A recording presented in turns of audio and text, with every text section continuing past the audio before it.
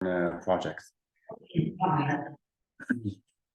Okay, good. So just got over all the introduction, so we can just like head into everything.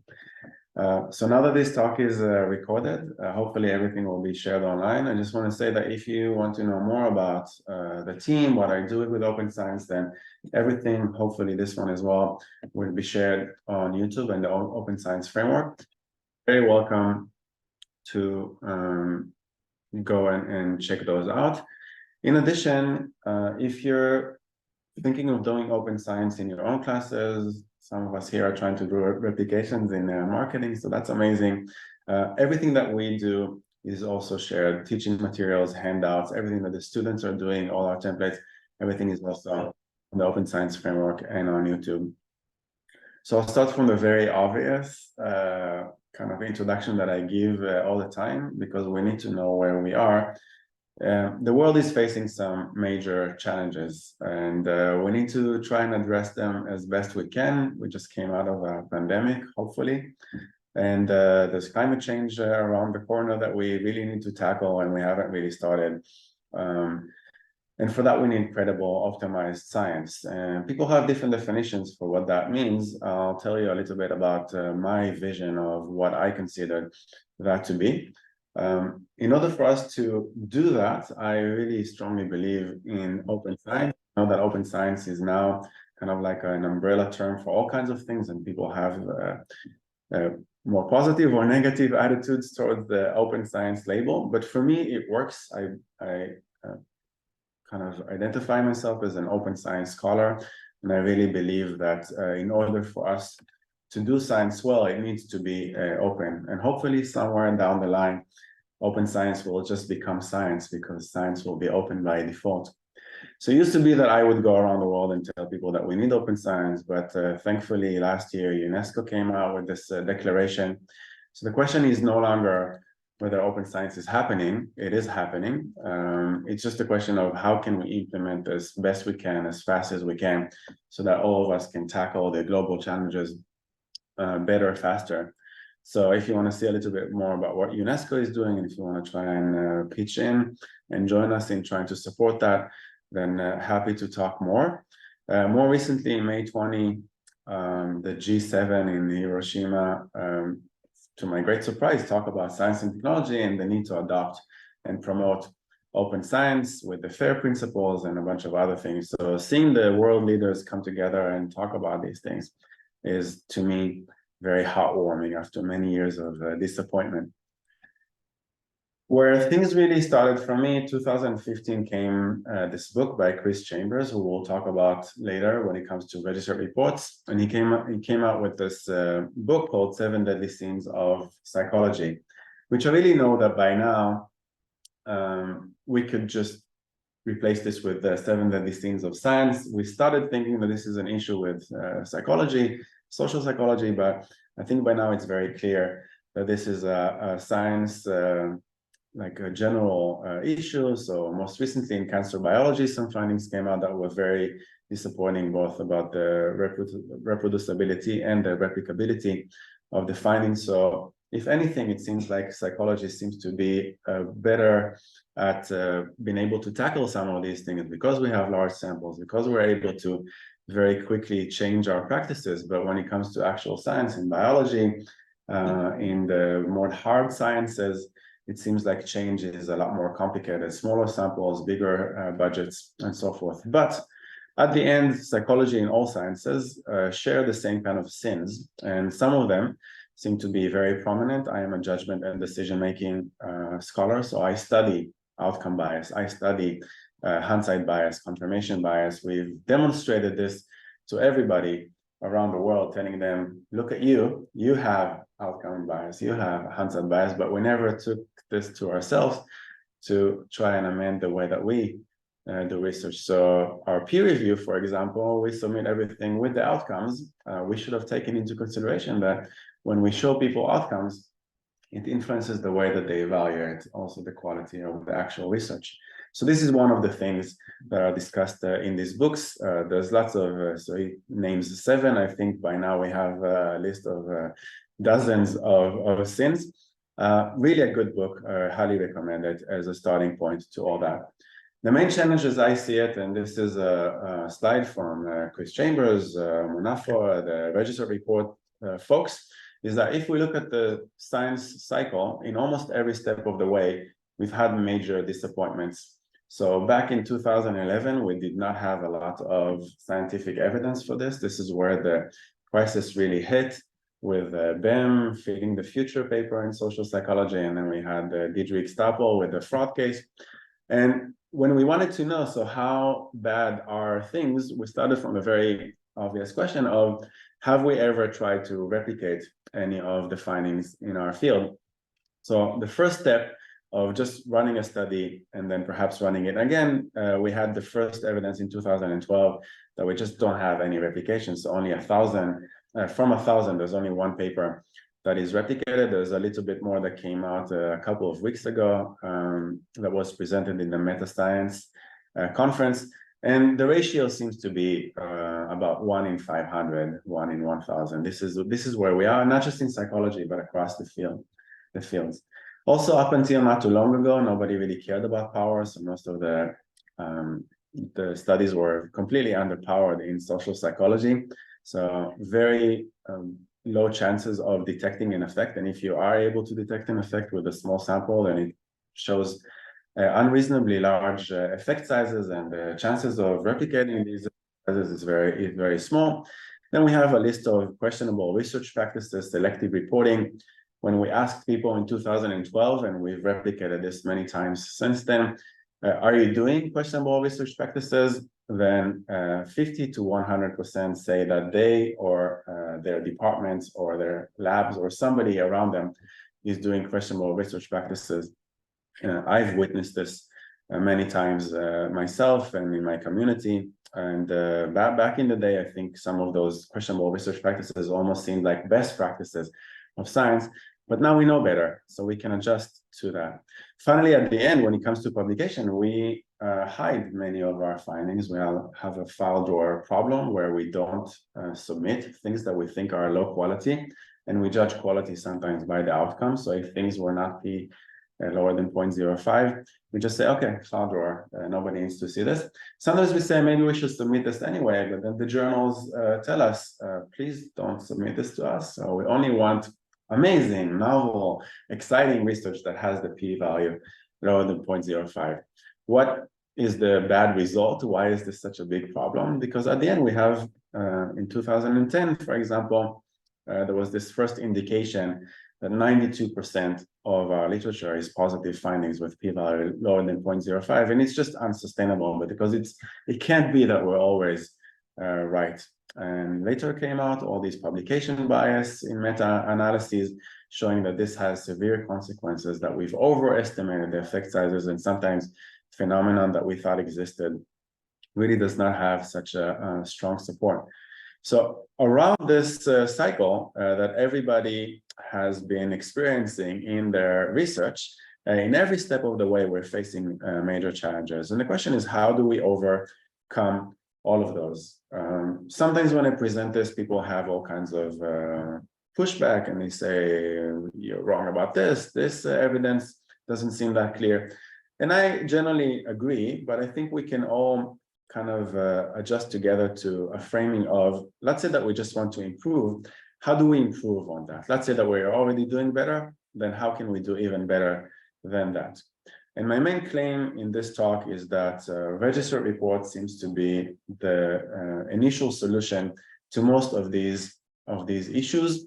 And we are in urgent need in trying to get everybody who's doing, at the very least, confirmatory research, where they're trying to confirm or find support for a hypothesis, to adopt registered reports in order to overcome many of these challenges, definitely many of the outcome and hindsight biases that we have as researchers who just happen to also be human and have all kinds of weaknesses.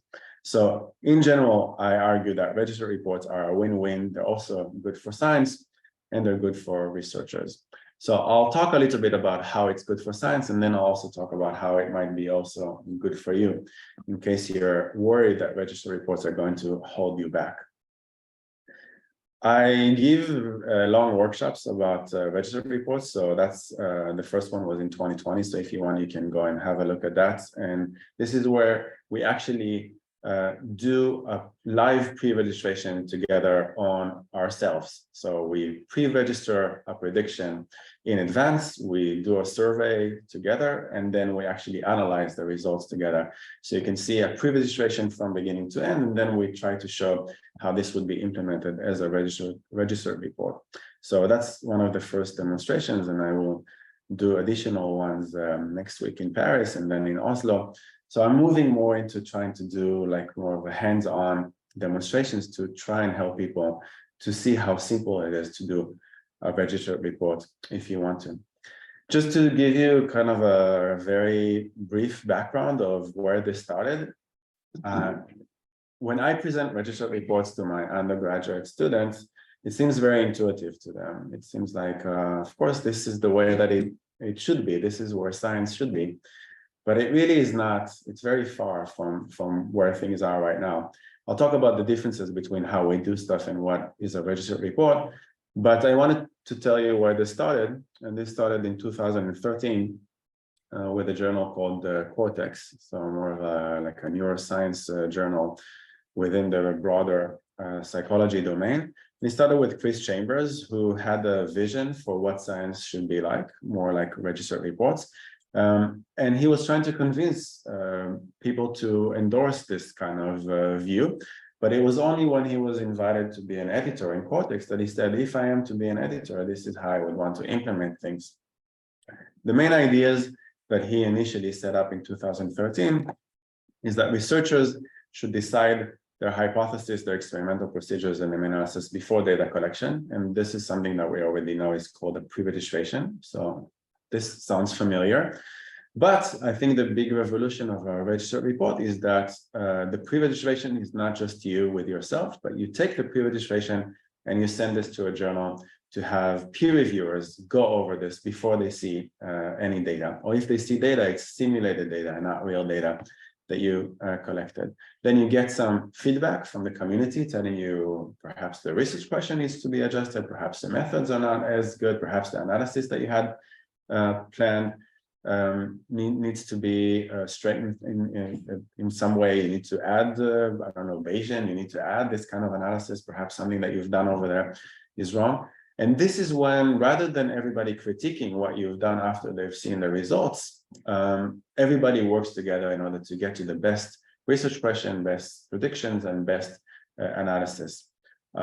Once this is agreed upon between you as the author, the reviewers, and the editor, you will get from the journal what is referred to as an in-principle acceptance, meaning that publicly, the journal says, I will publish this no matter what the result is. Everybody has agreed on the same plan.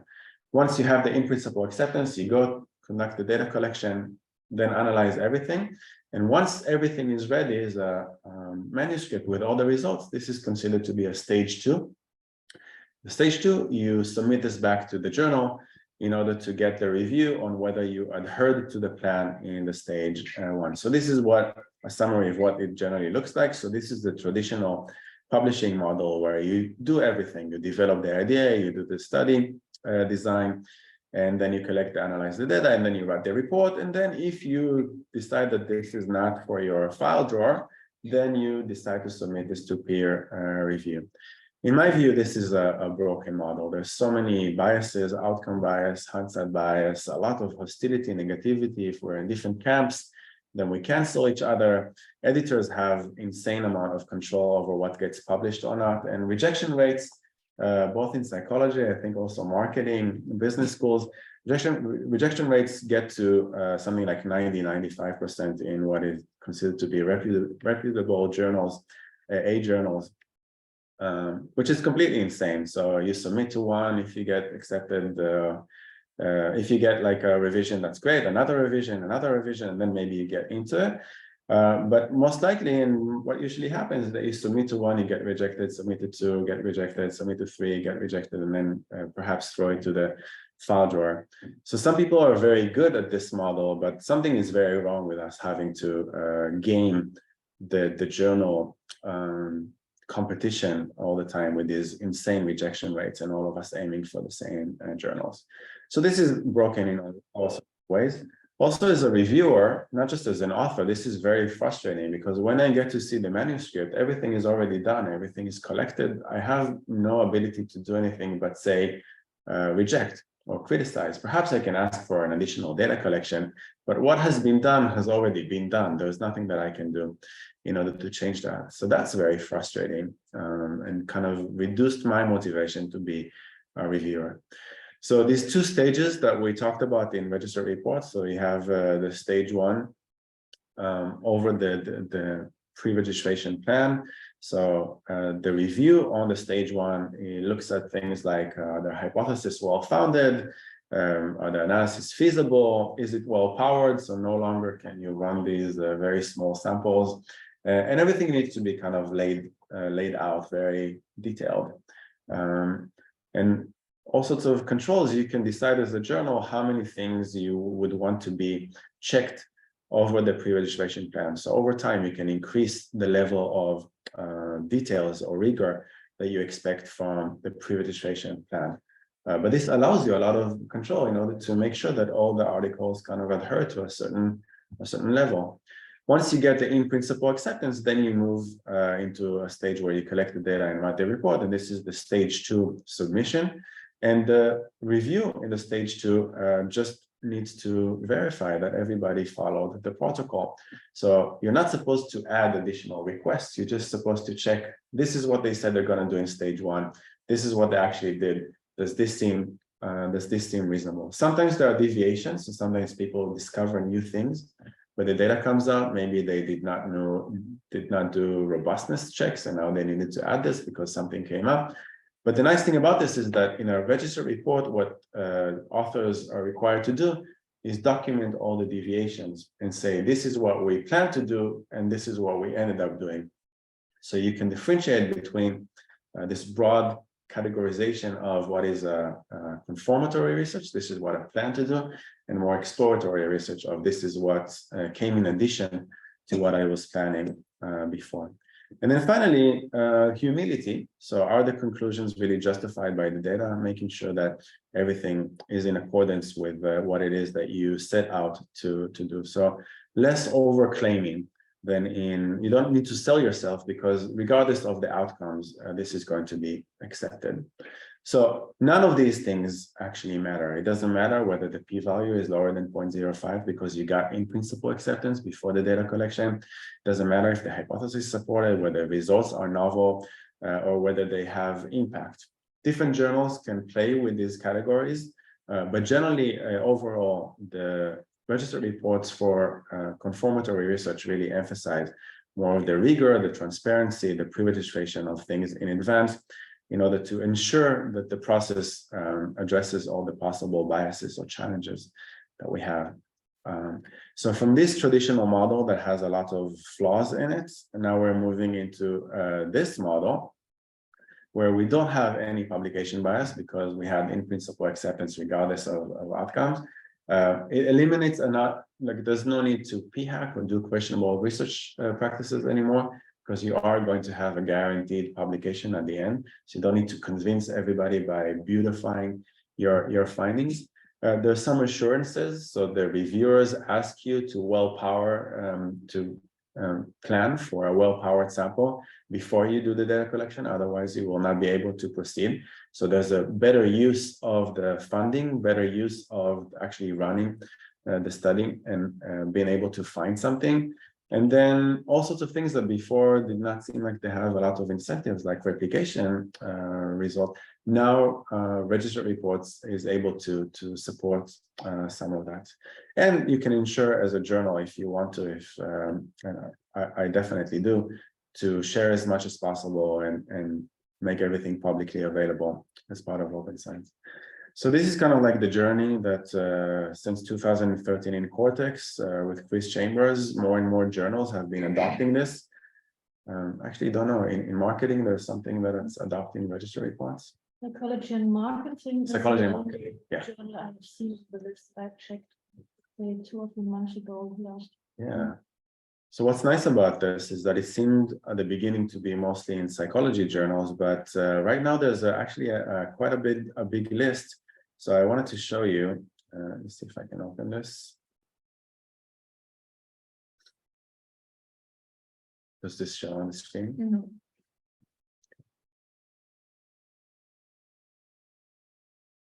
Maybe I should just share on the screen. How about now? V3 registered reports. Yeah. Data page 2, 3, yeah. Yeah, okay. Yeah, so It's if we click on this and try to have a look, it's just loading. So what you can see is all the journals that are actually supporting registered reports right now, and this is maintained by the Center of Open Science. So you can actually go in the scientific discipline. So we can try and see if we want, let's say, I don't see marketing here, but let's say, I don't know, management or business. And see who there is supporting this. Not too many right now, but Journal of Business and Psychology, I remember that one. Yeah, so if we go back to this, you can actually see that different journals have different things that they accept with registered reports. So for example, some of them do replication studies to some extent. Some we try to submit a bunch of meta-analyses. So it seems like not all journals know how to do a meta-analysis in the form of registered reports. So we've done this with a journal of research in personality. So just make sure that if you're trying to do a meta-analysis as a registered report, that it's actually here flagged as that they're supporting this.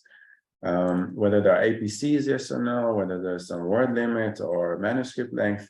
So this is just a very good place for you to start if you want to plan which journal to submit to. But just looking at this list is already terrific. If we look at the discipline where I'm in, I'm part of psychology.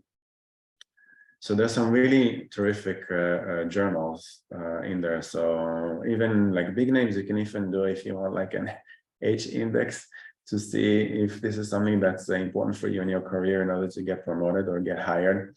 So a lot of really terrific journals are now implementing this. So go over the list. If you like me in psychology, even journals like I consider to be an A+, like Journal of Personality and Social Psychology that we've been hoping for a very long time for them to join. The new editorial kind of adopted this as well. Nature Human Behavior is doing registered reports. So definitely a lot of good journals are joining this. The other thing that I wanted to show you is, let's say that you have a few options and you're asking yourself, which one is the best option for me? I really want to do registered reports. We'll see how to do this, but I don't know which one I should go for. And not say that, I don't know, the impact factor or the H index or all that are not that big of an issue for you, and you just want to emphasize different quality measures. So for that, we now have the wonderful initiative from, I think, Cardiff University, Registered Reports Community Feedback. So if we try and open this, so you'll see that over here, you have the dashboard. If you go to the dashboard, you'll see the measured on the speed of the peer review and then the quality of the peer review. So if we go, for example, on quality, and I completely agree with this based on my experience, peer community in registered reports seems to have very high quality. I think the way that they reach this, which I think all journals should do, is that they train their editors, or what they call recommenders. They train them, they give them tests, exams, and a bunch of materials for them to understand what registered reports are. And I think this leads to much higher quality decision letters. The stuff that we get from peer community and registered reports in the decision letter is nothing short of outstanding. And sometimes I really want to include them as co-authors, if that would be possible, because they contribute so much, they find mistakes that if we would have run this without the peer review, we would kind of mess it up. So I agree with this, RSOS, Cortex, I think these are edited by Chris Chambers, so it would make sense. He's been doing this the longest, but increasingly there's some really good journals. Collabora is in my field, like an Uprising, Open Science journal. So just go play with these. You can also go and look at the specific ratings to see if people have any specific comments, things that they would like to share. You can look at the quality. You can see how long, how many rounds it took. So I just feel like in general, we need more transparency regarding journals, and it's really nice that it's coming through the register reports model. So not only is registered reports rising and growing in number, but they are also, I think, getting much more experienced and getting higher quality and also faster solution that make sure that registered reports are actually implemented well and can really live up to what it is that they're aiming to resolve. So I really like this this pyramid, and this is the pyramid by Chris Chambers about where we should be going as a science, as a discipline in science. So I think it's a good question to start with our students, to ask them, when you read the finding, when you read the media reports, a scientist has found that, how do you know that this is credible? How do you, so I think not too long ago in the pandemic, we had like masks and vaccines, and all kinds of treatments. How do we know that this is solid evidence, yes or no? And when we teach students, we give them textbooks, which they flip through, and it says, you know, during the 1970s, there was this study in Princeton on a sample of 30, therefore TED Talks, therefore books. How do we know that this is indeed solid? So I like this kind of pyramid because it allows me some kind of a tool based on best practices of open science to give students an easy, straightforward way of evaluating what evidence is. And I agree with this. This is controversial. If you ask people, they might disagree with this, but I definitely agree that the status quo research, which is not pre-registered, that does not have open science data, materials, code, doesn't have any of this. I don't know what to do with it. It hasn't been replicated. I haven't seen like a body of literature that has looked through this and made sense of this. So I agree with this conclusion at the bottom that this should not inform policy, and really take this, you know, in perspective and be hesitant to communicate this in books, TED Talks, and to the media. What is a little bit better is that if we have open science, or if we have open data, open code, open materials, this is considered for us at least to be more of like the exploratory open science. So people can go and verify this, and then they can follow up on this. So it's slightly better than most of the research that we have, but still something is missing. Pre-registration, if done well, allows you to move from exploratory to confirmatory, so you can see what the predictions were, public data stamp, stamp that people can go and look at, and then they can compare. Let's say if Pfizer pre-registered, what is the main outcome for their vaccination, and then compare what it is that they actually reported to everybody. So you can see the plan of what the trials were supposed to be, and then you can see what actually was done. You can compare the two, and then if you have experts and people who have verified this again and again independently, then you can say, okay, now I have slightly more confidence in this. But to me, and many people in the open science community, registered report is even higher level than that. Because not only did, let's say, Pfizer or some other company did things on their own in their little bubble, or us in our labs, in our fluorescent light building, it's us sharing this with the community coming together and then saying, if we run this trial, this is the best way for us to know that this vaccination actually works, that this is what we aim to achieve. So I like this, that registered reports is the first one that gets to closer to green, moving away from red and to green. So when I communicate findings to my students, I really try and emphasize things that are based on results from a registered report, because I know that they qualify much higher indicators for what I consider to be rigor and transparency. And then finally, it's going to take a while, but perhaps in a decade, we'll have a meta-analysis that is an accumulation of a lot of registered reports. And then we can see different labs did different registered reports. And then we can say, okay, this is our conclusion based on all the registered reports, the best evidence that we have on a certain direction. So this was the initial slide by Chris Chambers, and I added 2 layers to that. So for me, you can get even more than that. So I conduct a lot of meta-analysis, and I think that also a meta-analysis needs to be a registered report. So a step beyond that is a registered report meta-analysis of registered reports, and that will take a while for us to get as well.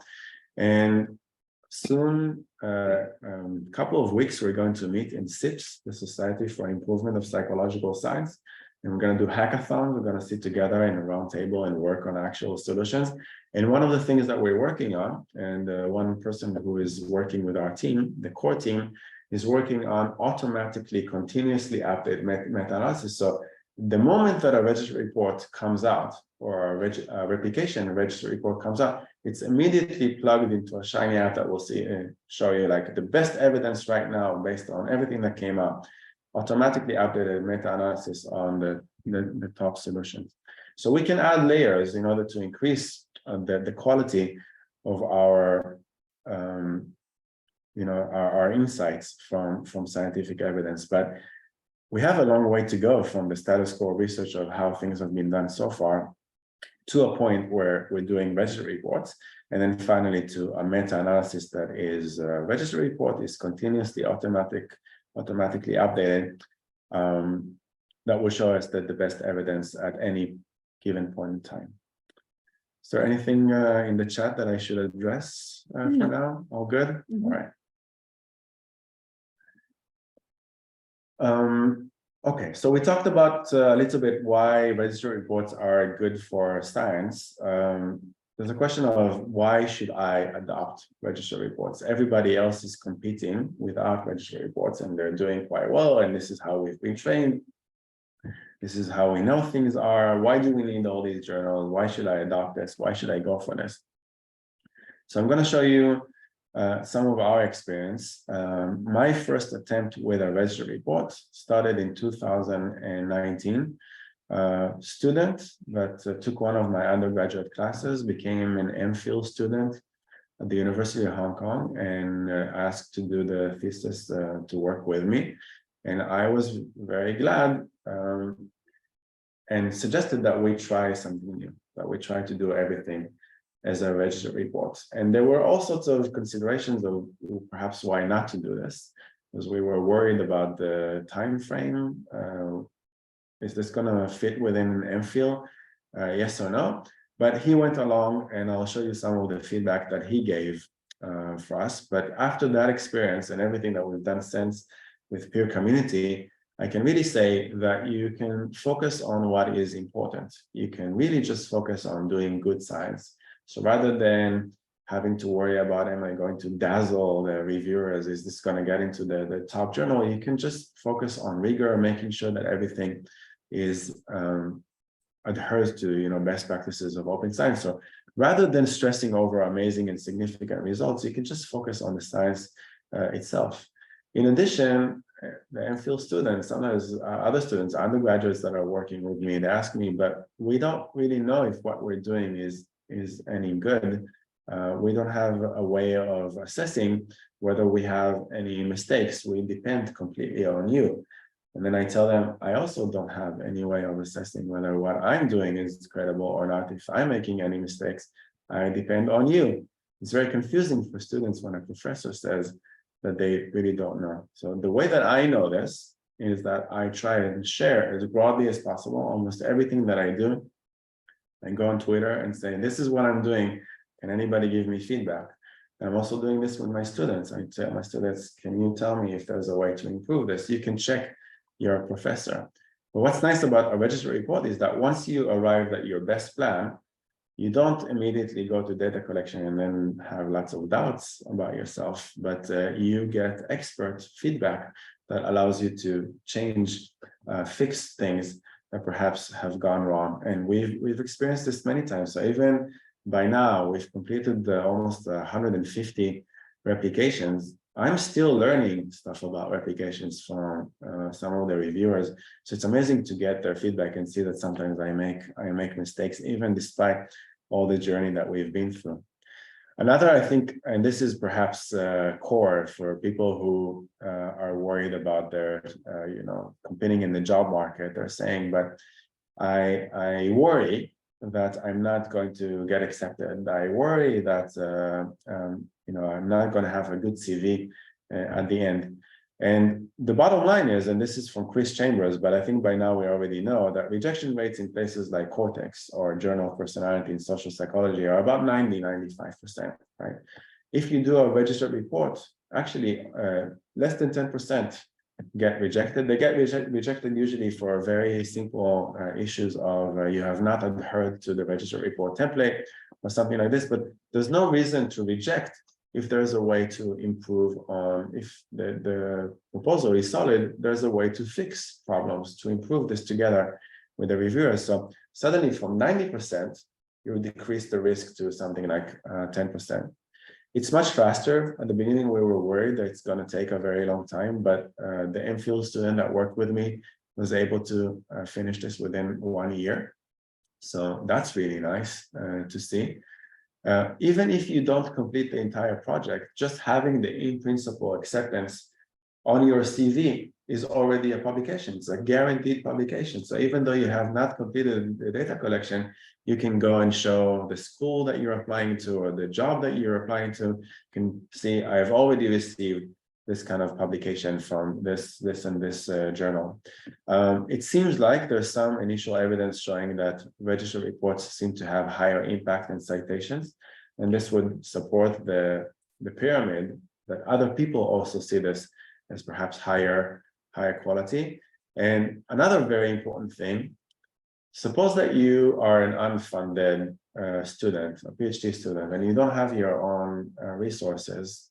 If in the traditional model, you would have to try and find some funding, either from your supervisor or go and beg some people to give you some peanuts. The nice thing is that if you have an in-principle acceptance, you can actually go on Twitter or some community and say, I already have a guaranteed publication. Will you fund me? So I will show you the kind of impact that this had on my university. But in general, I've seen many times people come with in-principle acceptance, go on Twitter and say, I have this, who wants to join? And then people who want to be part of something that has already has a guaranteed publication say, okay, I have a lab, I can run this study for you, I can run the study with you, I can analyze things for you. So it's much easier to get collaboration, it's much easier to secure funding if you have an in-principle acceptance for a registered report. Can I play devil's advocate or Please do, yes. So for the acceptance rate and the fact that registered report have higher impact, even though earlier you said, oh, it's not selected on impact. I have a feeling that the best study, we don't do all studies as registered report, but when we do one, these are the most solid studies when we have done already exploratory work and our strongest hypothesis, our strongest design. This is where we try to go the highway with registered report. And I do think the reviewers are selecting on impact, meaning that they I suppose they select the design that whatever the result will be, it will be of an impactful importance or something. And so that's why I'm thinking the rejection rate. Yeah. I also think it's kind of confounding because it's not a randomized control trial, obviously. I think we submit our best work as registered report, isn't it? What do you think?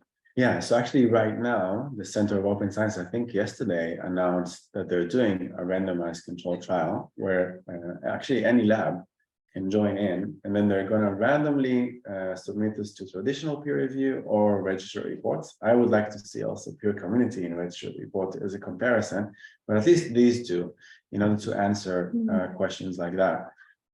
I can tell you from my own experience, definitely replications are not considered to be high impact by any stretch of, unless you do a mass collaboration, multi-country, but in my lab, we really don't. We do a very specific classic finding and judgment decision-making, and we've had like 150 of these.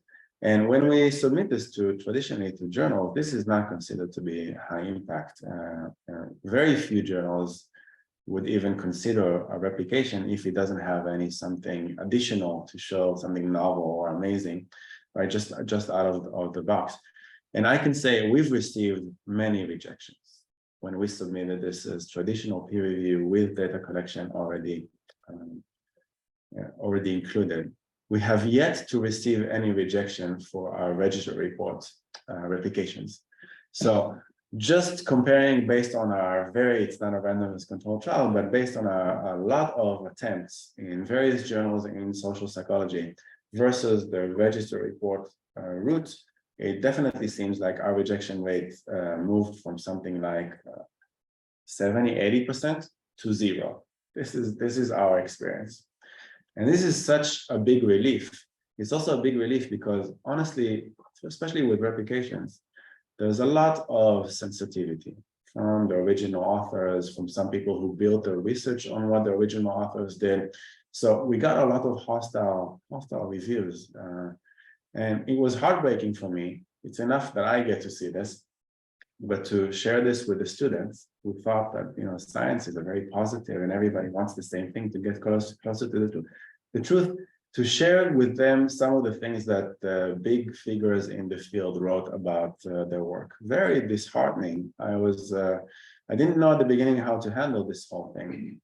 We've had some very few instances where original authors also did this in the registered reports. But the nice thing is that they were always overridden by the editors. So overall, I would say 95% of all the reviews in registered reports were very constructive and positive. When they were not, the editors overruled them and say, please ignore. We consider the original authors to be hostile. Therefore, I'm telling you, just do 1, 2, 3, 4, and it will be accepted. I do think that until now, registered report tended to be the more collaborative, mass collaboration, very solid kind of research question, targeting not just a replication, but more of a meta science, new directions, trying to tell the field something important. And that was easier to get to journals like Nature Human Behavior, Advanced Methods and Practices in Psychological Science, Perspective, what are considered to be the top most reputable journals in our field.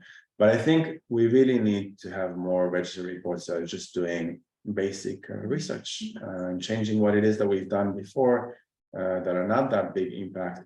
And increasingly, we see more and more of that. So no longer the case that you need a mass collaboration, unless, of course, you aim for Nature, Human Behavior, and all of those.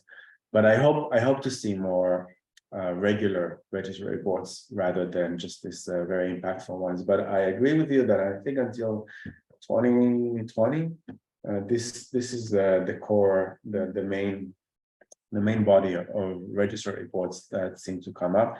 But this is changing very fast, and it's also changing by this initiative that I'll share with you.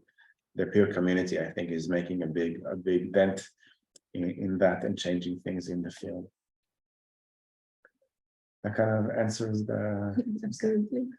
Okay. Any other questions or things you want me to? So a little bit about the evidence that registered reports are working as intended. So does it really help that you're doing a registered report? How do we know that it helps? So if we look at just the percent of the papers that have their first hypothesis supported. So in the standard reports, we are above 90%. So it just seems like everything that we are predicting just gets supported.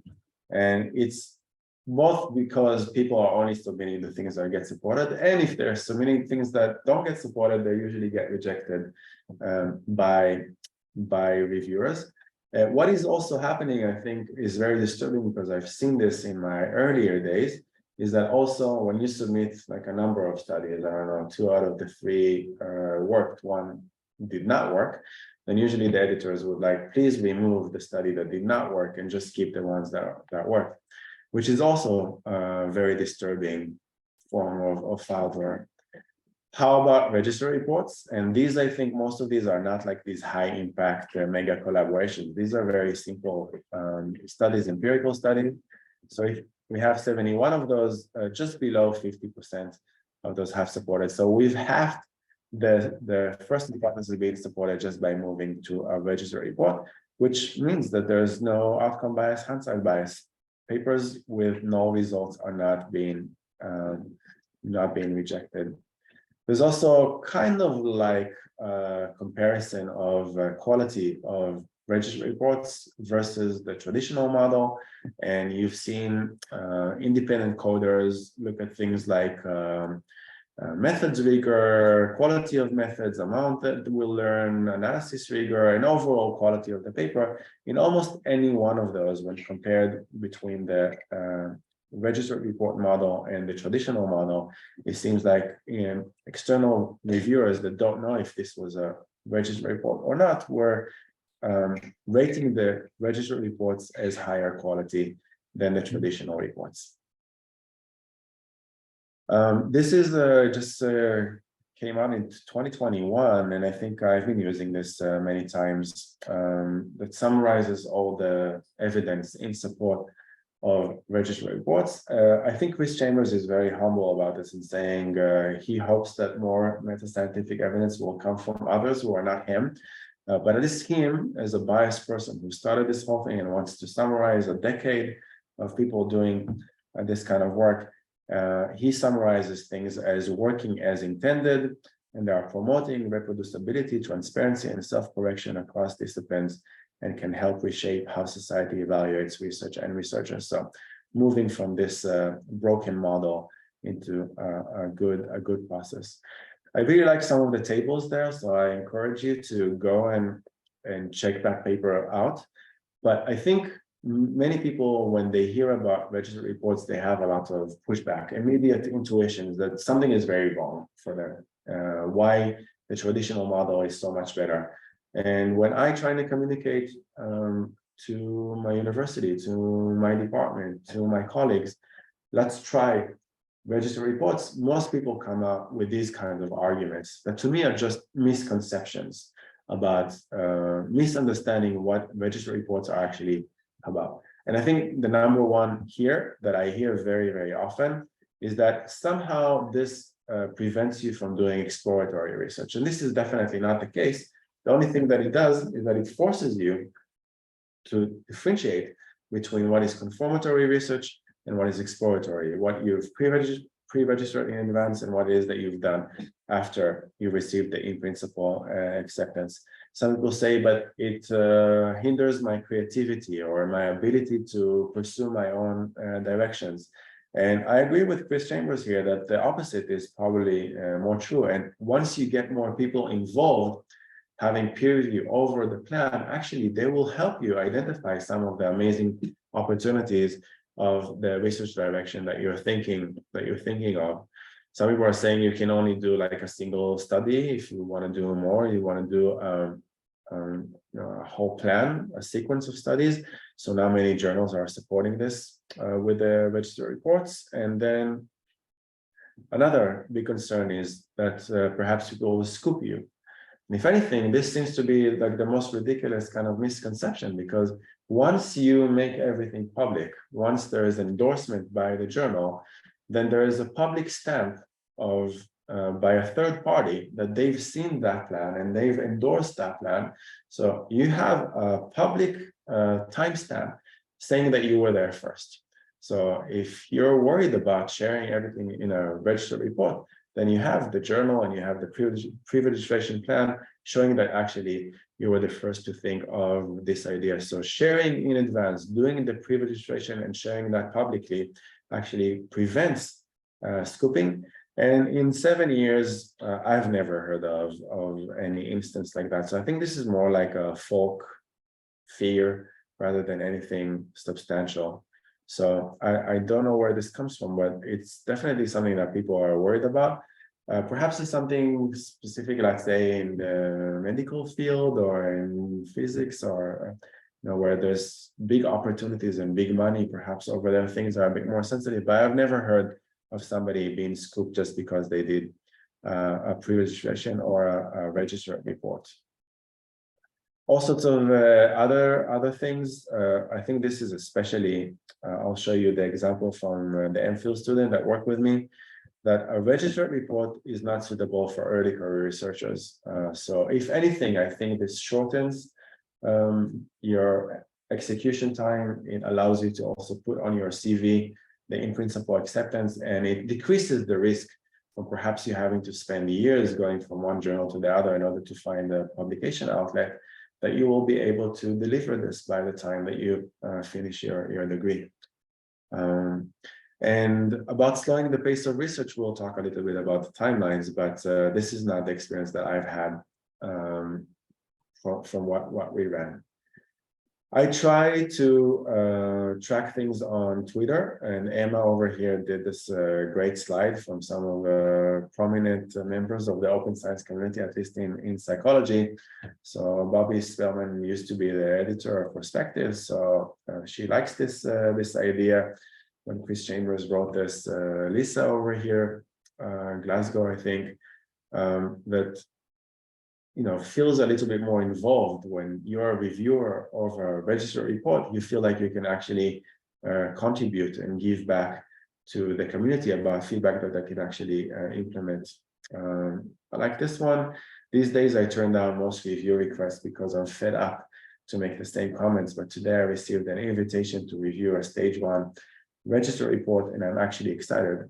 So it's the same for me. When I get the traditional model reviews, I get tired. They sometimes even just like looking at the abstract. But when I get a stage 1, it really feels like I can almost become a co-author on something really exciting that is happening. So that's nice. Okay. So this is our experience. This is the Chinyu here. That took over or continued some work by an undergraduate course student. So we did 2 replications. We combined them into an additional one, and he did this during this first year MPhil. This comprehensive results in social psychology is a new journal that only aims to publish registered reports. So we wanted to give this a try and see how it works. It was a very positive kind of experience.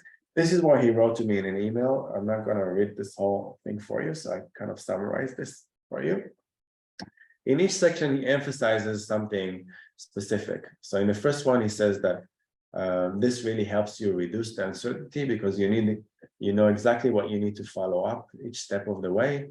You have more confidence in what you're doing, that somebody might catch problems if they are, and in many cases, reviewers are able to identify what it is that we've done that needs to be improved. We also share our markdown code, and we share everything that we've done to allow the reviewers to very easily look at our outputs. It gives you a peace of mind and saves you time. Second thing that he wrote, he kept on going with a lot of text. So I'll summarize this for you. The reviewers can really contribute very meaningfully to the process. So they really gave us some feedback that we acted on.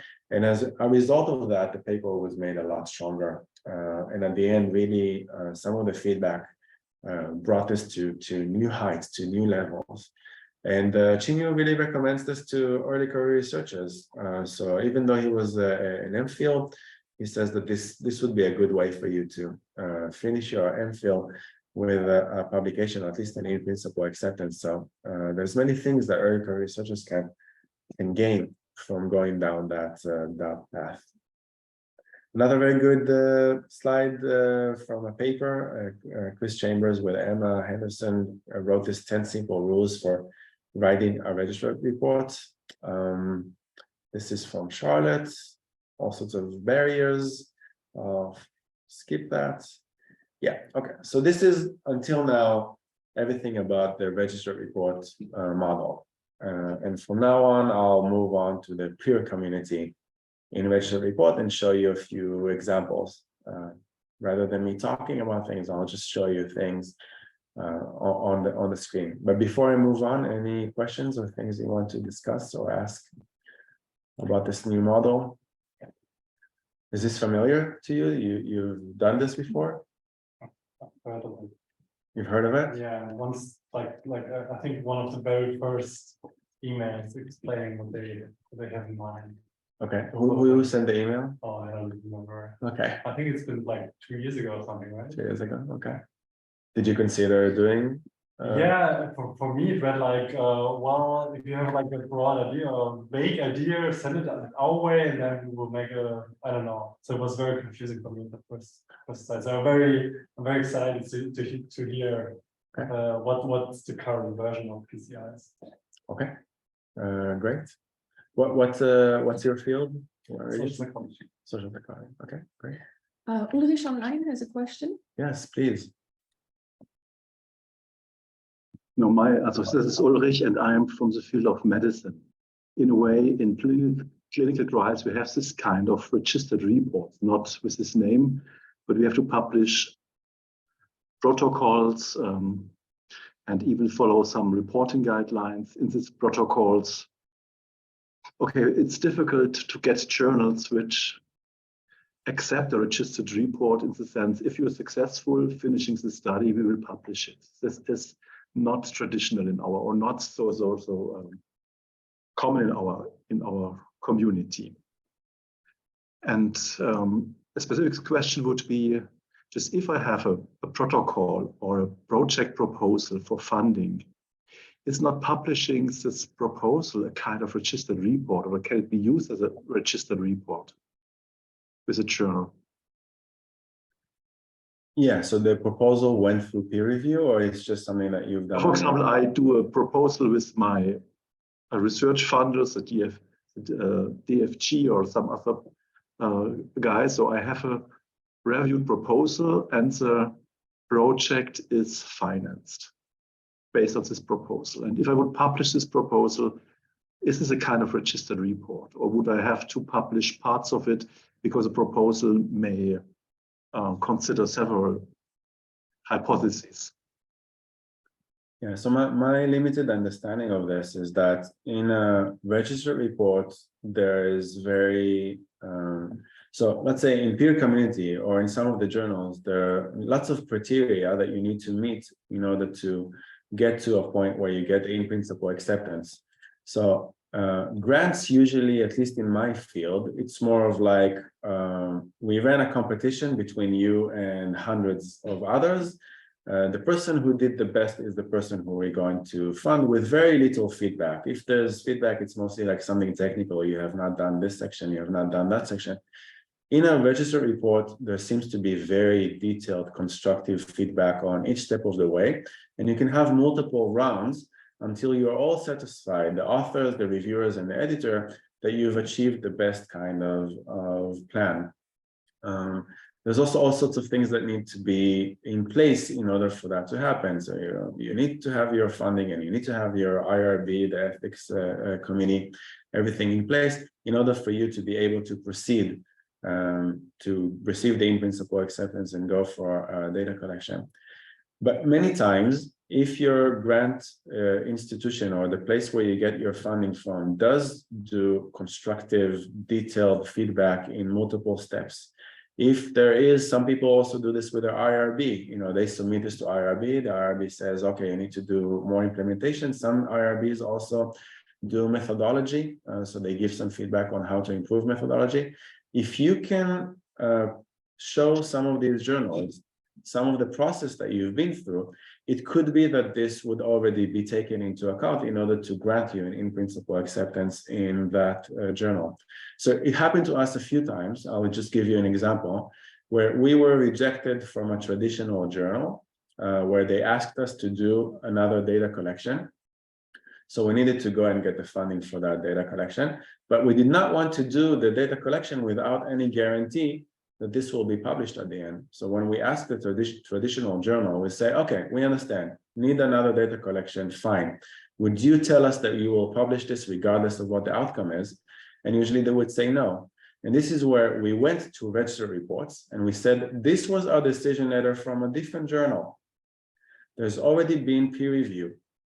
In our case, it's a journal. In your case, it could be, let's say, the granting authority that gave you some feedback. Please use that in order to give us an in-principle acceptance. And sometimes they gave us an in-principle acceptance without additional peer review. So they looked at what the previous journal did. They said, okay, this is good enough. Now we know what needs to be done. You've agreed to run this. If you run this, regardless of what the outcome is, we're actually going to publish this. So we've done this. We've actually also been able to convince some of the traditional journals to give us an in-principle acceptance when they required another data collection. So I think right now, there's all sorts of things that you can try to see and do. Some of these, let's say, new constraints or specific situations are exactly the kind of feedback that people who are doing registered reports or are doing peer community are looking for.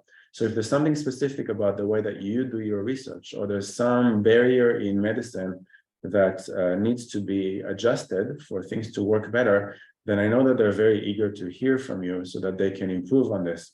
So what I'm going to present right now is going to be peer community in registered reports, which is considered to be registered reports 2.0. And they're already working on how to improve this into registered reports 3.0.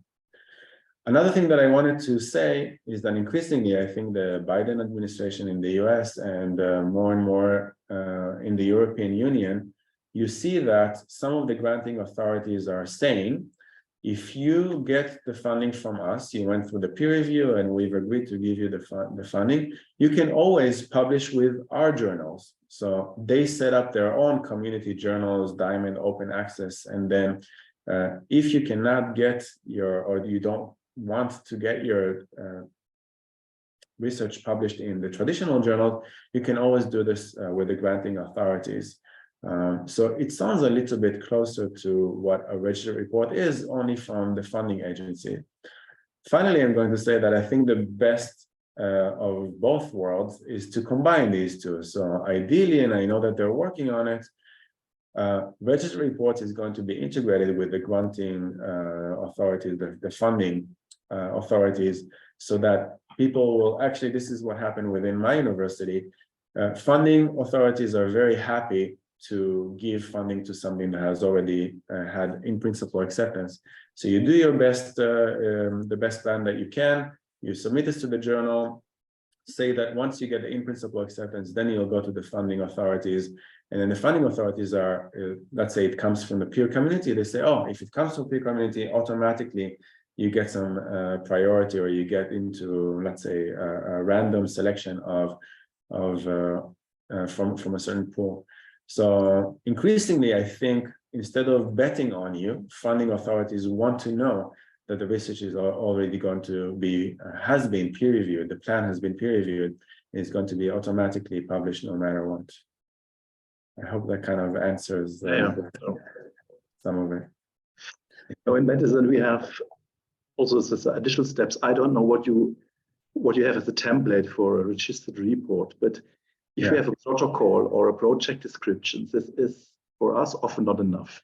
We need, for example, the idea of the data validation or data on the data collection to see if data validation is correct. And we need additionally statistical analysis plans, which can also be published and reviewed before we come to the final publication of the report. Yeah, so actually maybe instead of showing you peer community, maybe we'll take a moment to show you some of our templates for registered reports to show you how we do this and what it looks like. So maybe that will answer some questions and we'll feel a little bit more hands-on, I guess. Okay, so let me just show you first, since we opened this. If you go to my website, so my website is either my name or mgto.org. So if you open this, you'll see that there's a tab called Resources and Examples. And in the Resources and Examples, we have all the collaborative open templates that we've ever created. And there's by now like 20 of those or so. We have ones for meta-analysis, we have ones for replications and extensions. We also have guides on how to do RR Markdown, how to calculate effect sizes and confidence intervals. I'll just show you just an example, like one of the guides.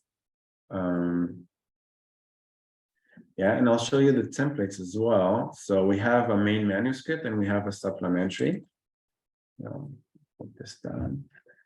And I'll open the supplementary as well, just to show you some of our guides. So the same Chinyu from the registry report that I just showed you is also the one who helped me to develop this guide. So for example, at the beginning, we have for each type of effect size, for example, Cohen's d or Hedges g or correlation, ETA squared, all of that, we have all the famous benchmarks for every discipline. For example, social psychology, what is considered to be small, medium, and large, how to report effect sizes, and then useful R packages. And then for each one of the statistical tests, what kind of effect sizes you have on that, the kind of calculation that you need to do. And then you can see the R code with some of the libraries, and we've really tried different libraries and we compare them in order to make sure that everything is, is accurate. So you get the R package, and the function, the output, and so forth for each one of the types of, let's say, t-test, paired t-test, one sample t-test, non-parametric, chi-square, and it goes on, and we keep updating this. And what's nice about these guides is that anyone can go in and contribute. If you see something that is wrong or is missing, you can actually add this. And if you add your details at the beginning, then you become a co-author. This is kind of like a collaborative guide for doing things like how to calculate effect sizes and confidence intervals. So we update this all the time, and this just makes sure that this is the best, most up-to-date on these kinds of things. Now I want to show you what a registry report looks like, at least for, so we run a lot of replications. So this is mainly targeted towards a replication, but you can adapt this to other things as well. So you can, get to this from the resources tab. So it looks like a manuscript. It has everything with highlights to tell you what it is that you need to add in each and every section. Abstract, we even tell you, so I give this to my undergraduates. This is the stuff that they need to work with. So starting from second year undergraduate, they take this template and they start to prepare how they're going to do their research. And it really looks just like any kind of manuscript. So you have like the background, you have the phenomenon, and then if it's a replication, the choice of study for the replication, with a lot of instructions on what it is that they need to replace, a little bit of side notes, summarizing the effect sizes, and then in the methods, how to do a power analysis, what do you write for the power analysis, how do you write about your participants, the predictors, the manipulations for each section, what is the IV1, IV2, the different measures, how to report the measures, how to report the deviations. So if it's a replication, how they deviated from the original. And the nice thing is that at the end, in the results section, actually all of the collaborators, the students, produce simulated, they simulate data as if this is the data that would actually come from the data collection. So we run many of our studies on something called Qualtrics, which is a survey platform. Qualtrics has a very nice feature that allows you to simulate the data, and then they run their code, their RR markdown code on the simulated data, and the results section is supposed to simulate what the actual manuscript is going to look like after the end data collection. So I'll just show you some examples. So on the same page as the resources, you can actually see some of the examples from the students, and you need to keep in mind that these are undergraduate students. So for example, we'll look at the ones from 2019.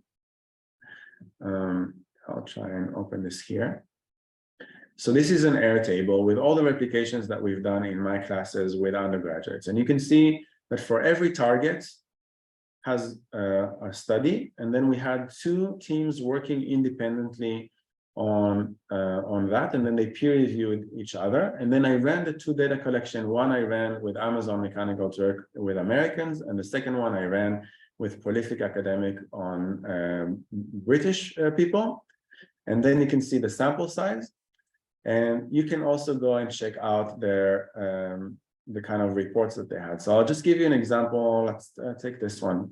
I'll just show you what they were able to do based on that template that I just showed you.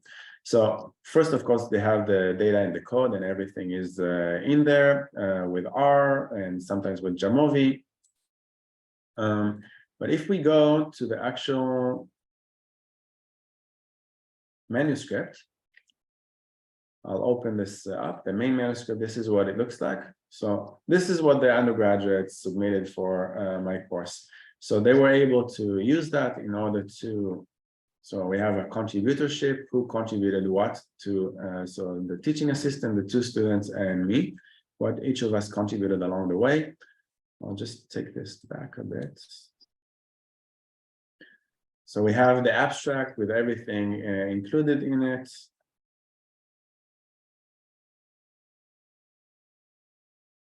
And I wanted to show you where's the pre-registration. So actually, pre-registration, yeah. So I wanted to show you the pre-registration. So this is the pre-registration that they've done, the students have done. We all did together the pre-registration. This is what it looks like in the registry report. So we have the main manuscript plus the call checks.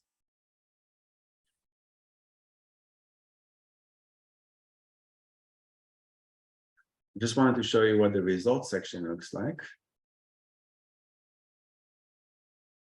Okay. Yeah, so it looks like a manuscript, and then when we go to the results section,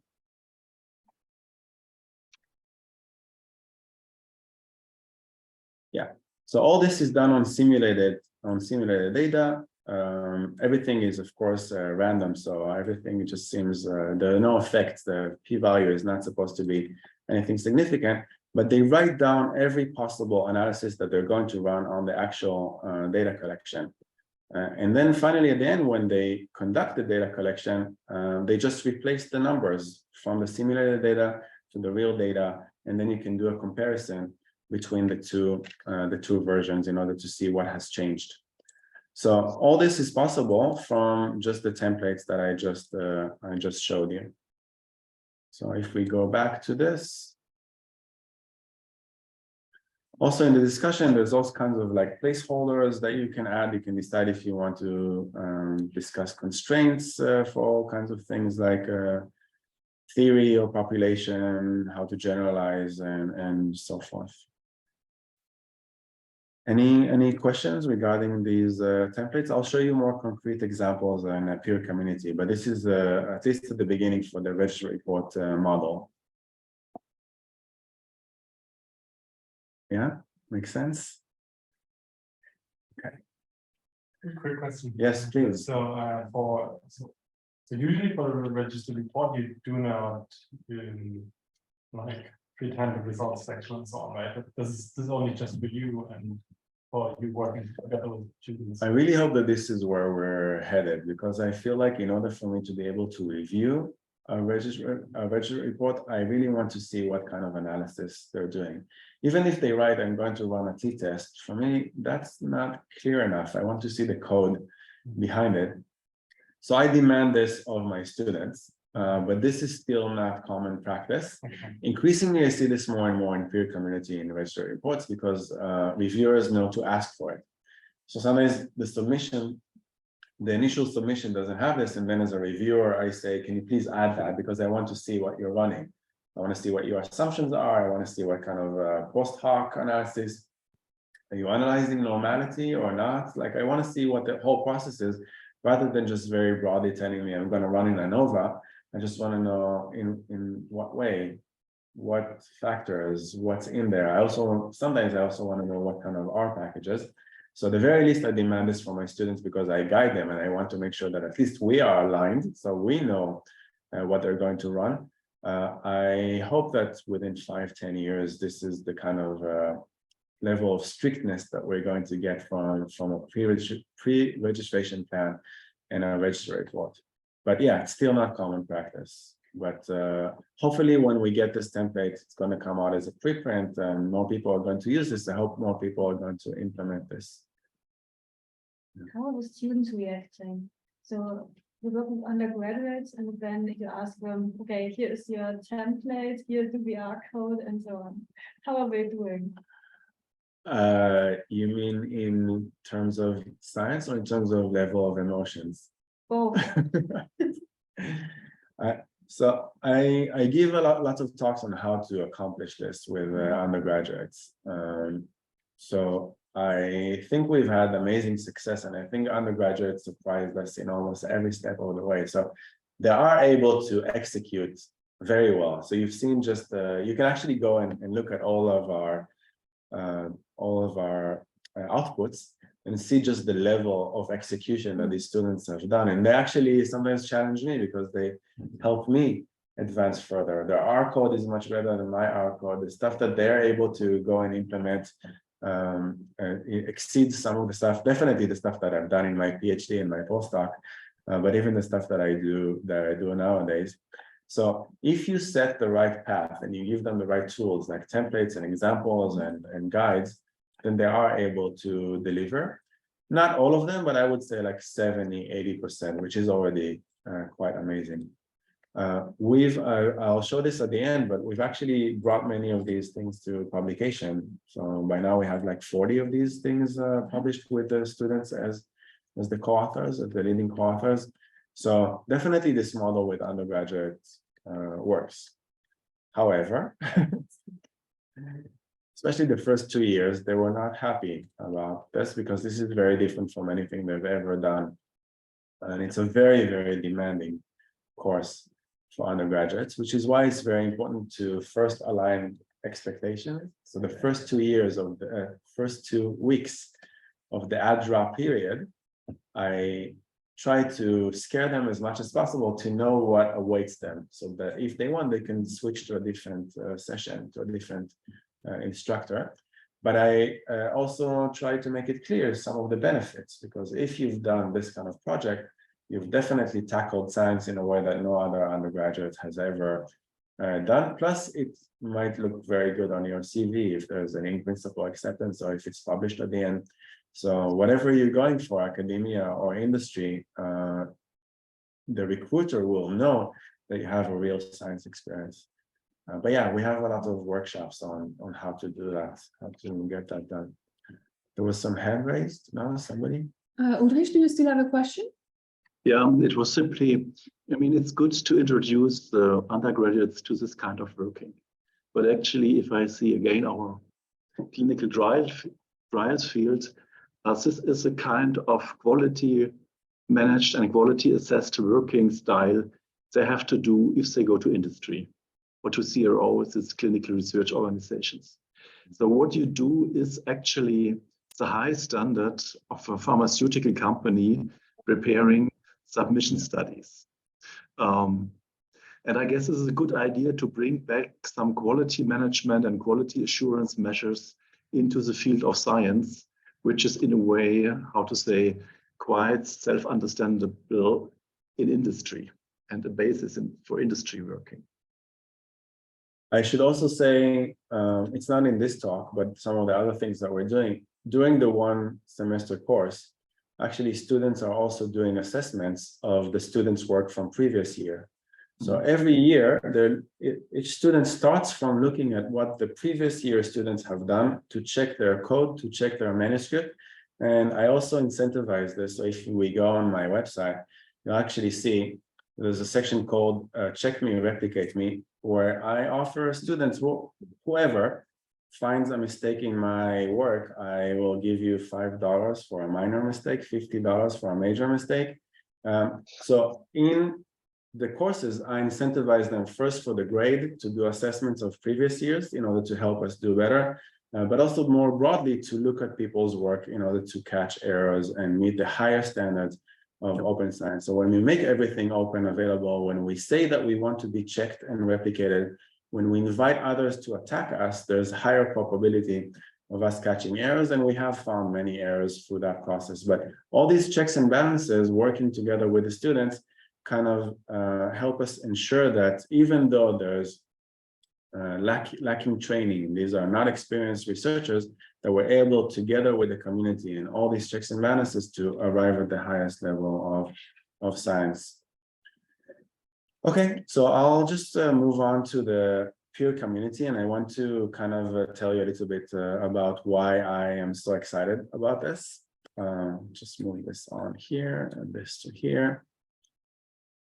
So just to be clear, maybe I'll just show you what the website looks like. So peer community in Register Report. This is what it looks like. It's a new initiative, has been running for 2 years. You can see a familiar name here, Chris Chambers, who is part of the managing board for these things. The other ones, like Corina, for example, come from the bigger journal that's called Peer Community. And actually you have Peer Community for the exact sciences. Most of them are not, so actually there's no one for psychology, but they have a Peer Community for other things. And you can see all the recommendations for stage 1, stage 2, which happens to be our team. Nikolai just wrapped up his. So we've submitted many of these, and it's nice because you can browse these and you can see what they have over there.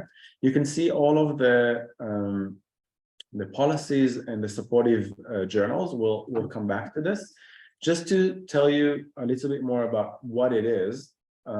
Peer community just aims to take away the power from journals and publishers, for-profit publishers, and bring this back to the community. So the peer review is actually done on preprints. So you make your preprint available somewhere public. You invite members of the community, no publishers involved, to try and to review your preprint and to give some constructive feedback on the stage 1, on the pre-registration plan. You work together with them, with all the peer review open, and if you want also identifiable, so it has a DOI, everybody gets a citation for what it is that they contributed to the process. And at the end, peer community in registered report gives you a stage 1 in principle acceptance. What's really interesting about this model is that once the community endorses a preprint and says this is a good plan, there's a list of journals that will automatically accept this for publication with no additional peer review. And I'll show you some of the journals that support this. So this really shifts away the power from the for-profit publishers to the author, that they can decide once something has been accepted, where they want to publish this, who they want to publish this with. Another revolution, which I can't imagine, I don't understand why this has never been implemented before, is that they guarantee, they have a track called a schedule track.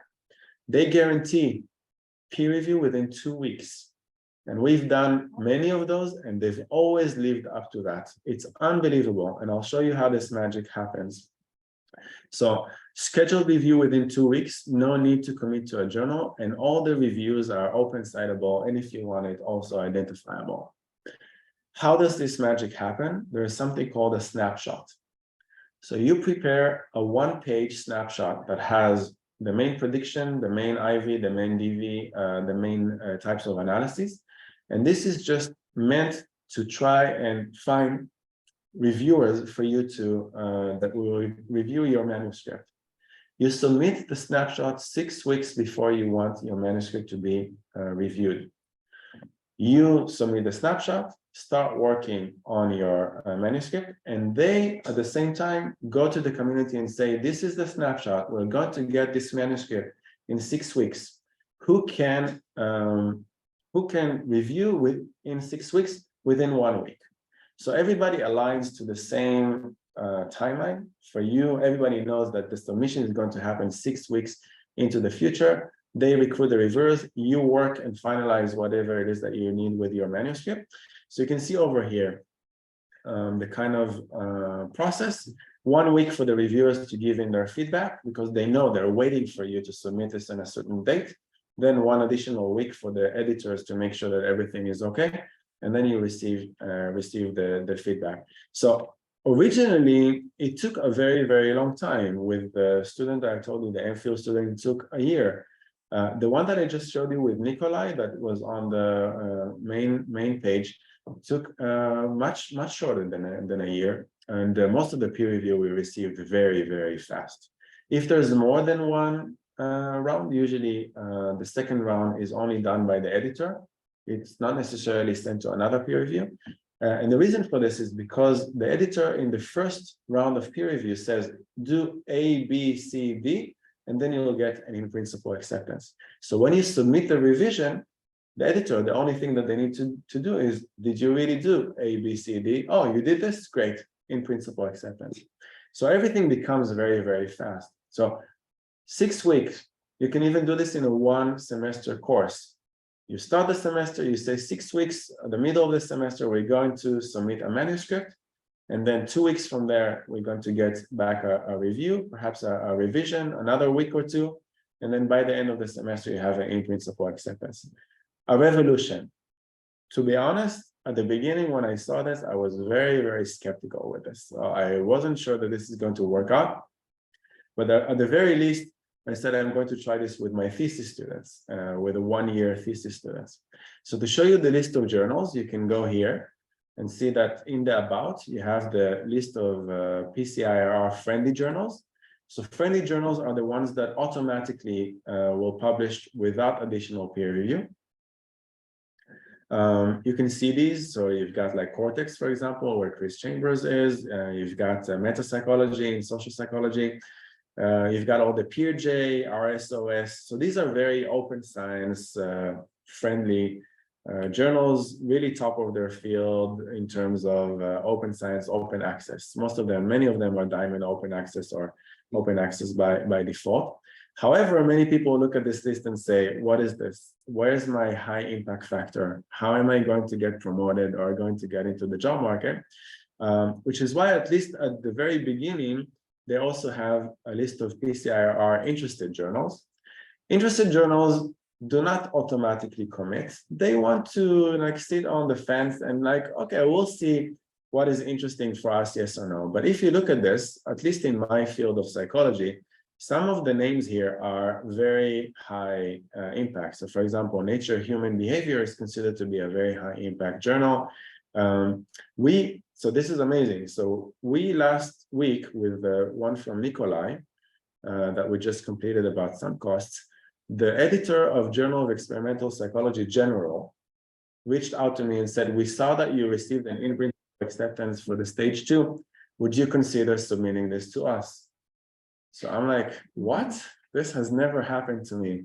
I never imagined this kind of thing. Semin Vazir from Collabra, almost with all of my thesis students, reached out to us and said, this looks terrific. On the in-principle acceptance, looks terrific. Please submit this to us after you complete the stage 2. So for the first time in my life, editors are contacting me based on the in-principle acceptance and telling me that they would like to publish our work. Unbelievable. So you've got like a list, it's hopefully a growing list, PLOS biology, I guess it's outside of the psychology field, of journals that are just perceive the peer community to be of such high quality that they want to be notified when something happens and then take and publish this. And then another interesting thing that you can do, and I've done this with Collabra, for example, is that usually they ask for APCs. So they say, okay, $1,000 for you to publish with us. And then I say, you came to us. I don't have to publish with you. I can publish with somebody else. And plus, we're mostly students and early career researchers. Can you waive the fees? And they're like, oh yeah, we'll waive the fees. So suddenly you have a lot of power. You can actually do all sorts of things that you haven't done before because of this model. Another thing that they have are levels of control. So if you don't have any data, let's say you received the in-principle acceptance before you collected any data, you get the highest level. And then people say, but what if I already have a little bit of data? Let's say, for example, when we submit a meta-analysis, we are part of the meta-analysis because we've done some research in that domain. So we already know that something has been done. So peer community and registry reports tell you, okay, you've done something, you have a little bit of data, you've collected something, that just means that you can't get level 6. We'll need to adjust your level to level 3 or level 2. So some of the questions are, is there already data existing? So you can see level 6 requires no data. Is the data accessible to the authors? So for example, some of them have privacy concerns or some things with not identifiable information. So if you have such things that you can't share with the reviewers, that's okay. You just need to do something else, and then level of control goes down. So level allows you the level of confirmatory research best practices, open science.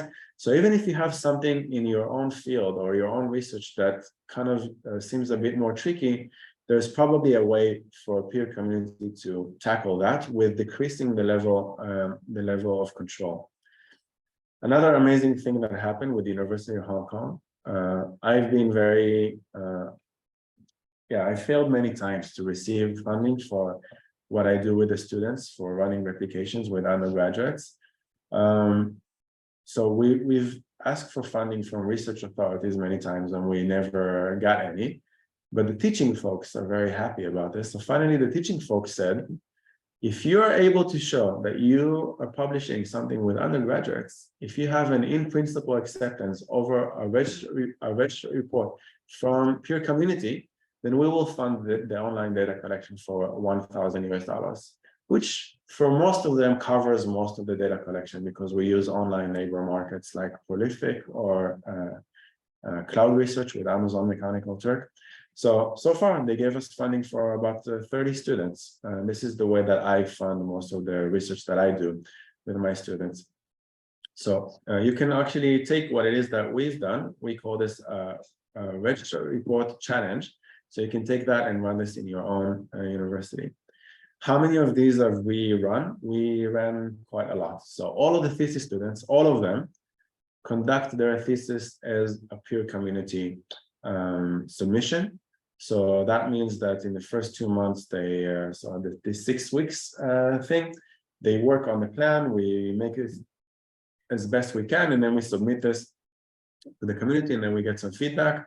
So already published, we have like 3 of them. We have an additional 10 that received in principle acceptance and are currently in review for second stage.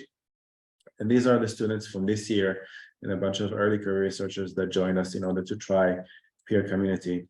So you can see that just within 2 years, we've been able to have a model where all of the students are actually doing with the community real implementation of a registered report, meeting the highest standards of open science.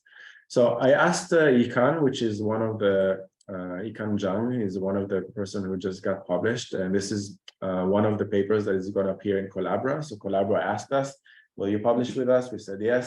So now this is I think in a few weeks it's going to appear over there. So I asked him, can you summarize your experience for us? A lot of text here, so I'm going to summarize this for you. He said that he learned a lot. The whole process really felt like high standards of open science. It's very supportive and gets a lot of feedback, so you don't feel alone. Rather than you just doing things in your own lab, you really feel like you're getting an interaction with the community, and then it just makes everything a lot more feasible and is highly rewarding. So I remember my journey in my PhD, which was very, very frustrating. Lots of rejections, feeling incompetent and not knowing if I'm ever going to make it to a publication. So it's just nice to see, first year PhD student that joined me and my students in order to submit this to peer community and feel optimistic about the process. So I thought I'll just show you perhaps one of the peer communities, just like what it looks like. So maybe I'll just show you the one that we saw on the website. So that's the one here. That's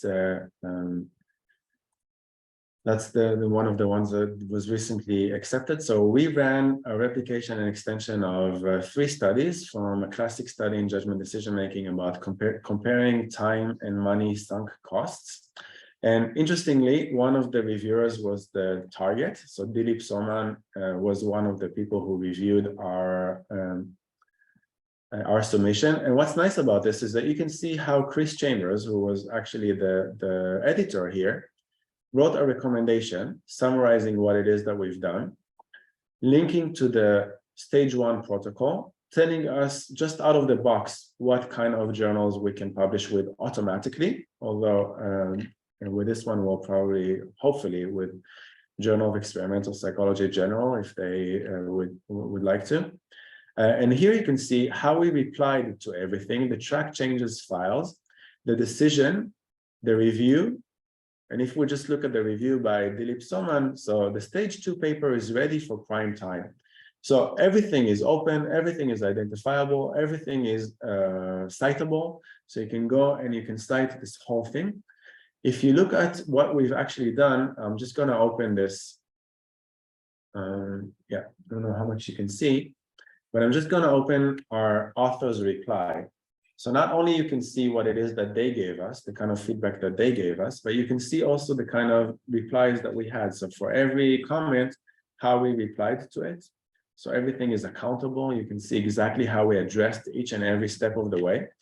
In addition, at least for our submissions, we also add a comparison of the two versions. So if we revise something, we want to show you what happened from the previous version to the current version. So you can see both of these like opening up together side by side. I don't know how much you can see that. And you can move between the different changes in order to see what is it that we've added, and then compare this to how we've addressed things when we said that we changed something. So if we, so all of that, everything that I'm showing you is already approachable from the citable in principle acceptance or the endorsement of stage 2. But you can also go for the open science framework. Where did we put this? Yeah. So this is the actual registration.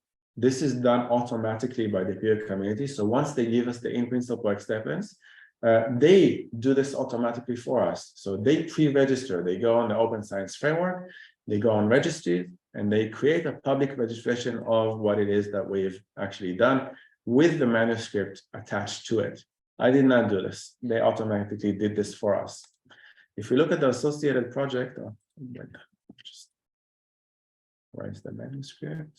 This is the manuscript.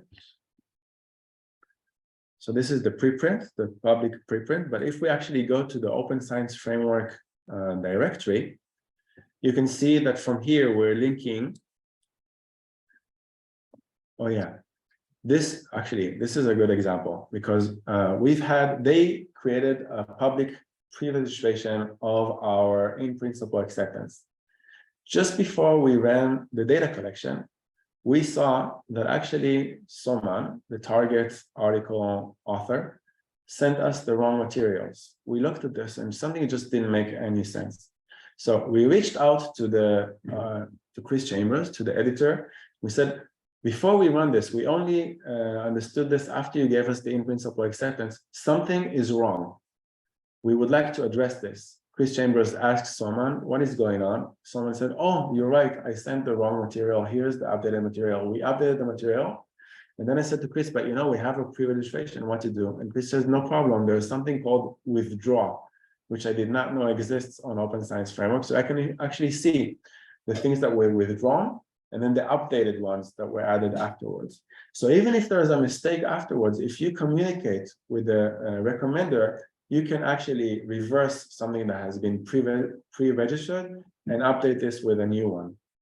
So this is actually a really interesting example, but it's public what was done before and what it is that you actually updated. Yeah, so this is what I wanted you to see. In each stage, you can see that in stage 1, we had the submission. We had the submission after R&R, the submission after R&R 2, and then the one with the final revision at the end. In each step of the way, you can see exactly how we responded to everything and compare between each step. You have, of course, all the power analysis and the Qualtrics and the simulated data sets with the R Markdown code.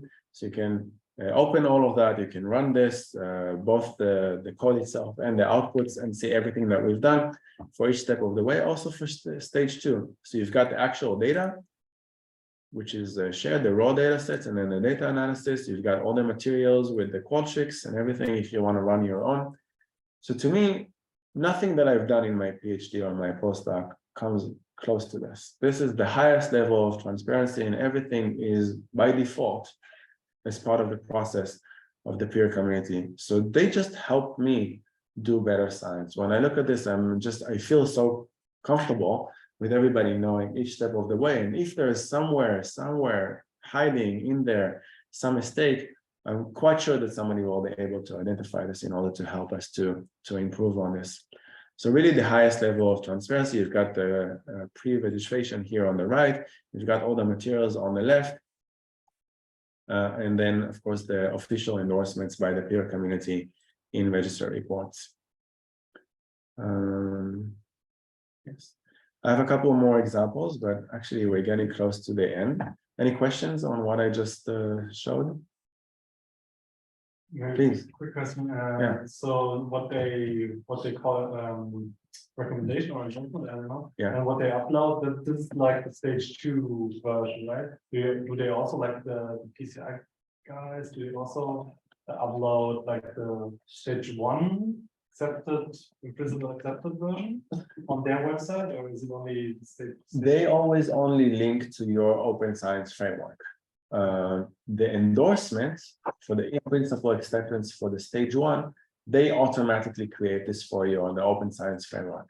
There is no automatic creation on the stage 2. The only thing is that they create on their website a summary by the recommender saying, go to that preprint is the one that we've endorsed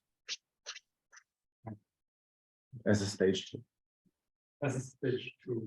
Yeah. So for the stage 1, there's actually a real registration on Open Science Framework. In stage 2, there's just a preprint that exists on the Open Science Framework. There's no registration. It's just like a public preprint. Yeah. And I think maybe I don't know if it was clear or not, but of course, all of these on the Open Science Framework have a DOI. So everything is like citable and everything has like a link to it. Yeah, so you can go and you can link on any of the 3 that are already accepted and have a look at those. This is another, just an example from one of the projects that is about to be completed. Let me see if there's anything else that I wanted to tell you. And do you have also a template for the PCI registered report? Like we're using the same templates. Yeah. We're going to update this with a little bit more towards the end of the year. Yeah. Because we've learned so much this year. So we're gonna update this a bit more. Yeah, so just gonna sum things up. This took longer than I thought, but good. Thanks for still being here.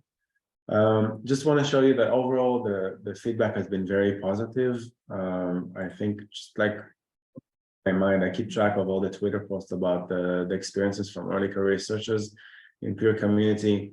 So really a lot of people are very thrilled about this. Some people also experience some challenges. So not everything is perfect. And sometimes you get reviewers that don't seem to be in the right mindset. We've had a couple of hostile reviewers, but I think overall at the end, everything worked out brilliantly. If you want to know more about this from people who actually are doing these as editors, as recommenders, you can go and have a look at any of these YouTube videos from Chris Chambers and from Corina or Charlotte. Yeah, lots of good stuff in there. Finally, I just want to give you an invitation to join our team. So if you are interested, let's say you're a PhD student or you're social psychology and you want to get your hands dirty, but you feel like very high risk, even if there's like a template, I don't know how to get started with this. You can actually come and take the lead over the things that my students have already completed. So everything that I showed you is available for you to take the lead on. Right now we have about 40 early career researchers from around the world that joined me in the students. About 365 students, a lot of guided thesis students over here on the right. This is what we've completed so far. So we've got lots of guides and templates, and we've done a lot of these things. Check out our guides. This is generally our how we run things in the course. So you can decide if you want to take over something with already data collection that exists, or if you want to help us to do a stage 1 with peer community. So you can just see the final report. And then finally, at the end, you can see that actually we've been more impactful than we ever dreamed of. So like in 2021, all these this is the model that we actually have. The first one is typically the early career researchers, so that could be you, followed by the students, all those that are underlined, and they all have a star as shared first co-author in a note because they've done some of the work. And then teaching assistants, and then me following at the end. So almost each year we've been able to do quite well, and this year it seems like it's also going quite well, like you saw with Nikolai. So more and more of these are coming out each year. You saw on my website that you can go and check out to see the actual quality, to see what suits you, some of the feedback. And if you want to know what it means to join us, don't need to take it from me. You can actually listen to the early career researchers or the students. So this is an example. You ask what the students are thinking of this. You can go and listen. So now they actually both took my course and did a thesis with me. And now she's a PhD student. And 2 papers came out from our collaboration together. Cora did her MSc with me. So she gave a talk. You can hear her on YouTube. We also have a Psychology Today column, so you can go and see their perspective about how they learned about open science and what they thought about this.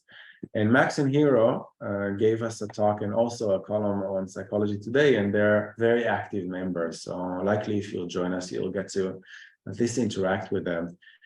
So we're doing a bunch of projects. I think we completed a few, and now Max and Hero have at least one more project that they're working on right now. So lots of interesting stuff going on. If you want the longer version, there's even more to come. You can go and see this on YouTube. But finally, everything that I showed you is on this website, on my website, mgto.org. So you can just go there and have a look. We have a mailing list, so you can subscribe to that. Every 2 months, we give an update about all the workshops, the talks, the templates, the update on publications, the preprints. So you can sign up for that. And if there's anything that's interesting for you, that you've seen here that you want to know more about, you want to talk to me about this, I'm active on Twitter. You can find me there, but the best way is just to send me an email. So either I'll reply and we can get something going, or I'll connect you with some others in our team so that you can get some of your answers, questions, and some support for open science. So just let me know how I can support your journey with open science. Well, thank you. Thank you. Thanks. Stop.